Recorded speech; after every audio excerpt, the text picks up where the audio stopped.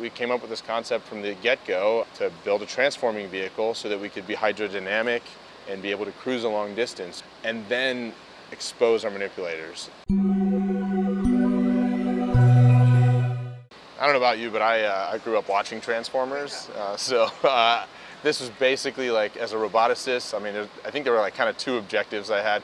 Build a transformer at some point in my career and then deploy a robot from another robot. The transforming thing sounded cool, sounded amazing, and then you had to really you're like, well, why do we need to do it? So the idea of this transformer robot came from the two major areas of subsea robotics.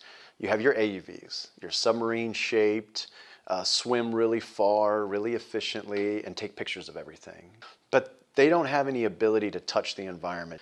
And ROVs, which are the complement to that, are these big dishwasher, refrigerator looking things with manipulators on them, by and large connected to ships. We can, in pretty short order, go from an AUV form to an ROV form and have the best of both worlds. We came up with this concept from the get-go to build a transforming vehicle so that we could be hydrodynamic and be able to cruise a long distance and then expose our manipulators. It was combining the need for efficient transport to a location and the capability of the manipulation. So that was really the crux of it, but we fought ourselves the whole way trying to prove why we didn't need to do it, because a transforming robot is more complicated. So you have to prove to yourselves that you need it, and I think we did.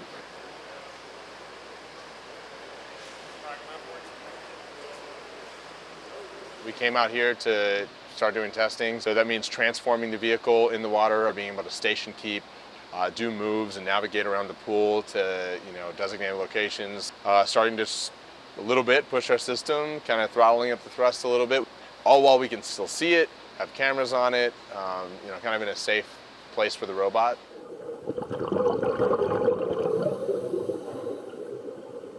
When I first got into this industry, 5 years ago, and I unrolled my first little picture of a subsea field, I went, you've got to be kidding me. I had no idea.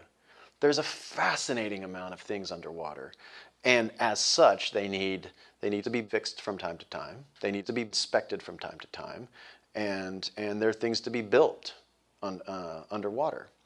And so what we need to do is unlock our ability to do that in a much more cost-effective way, much more ad hoc.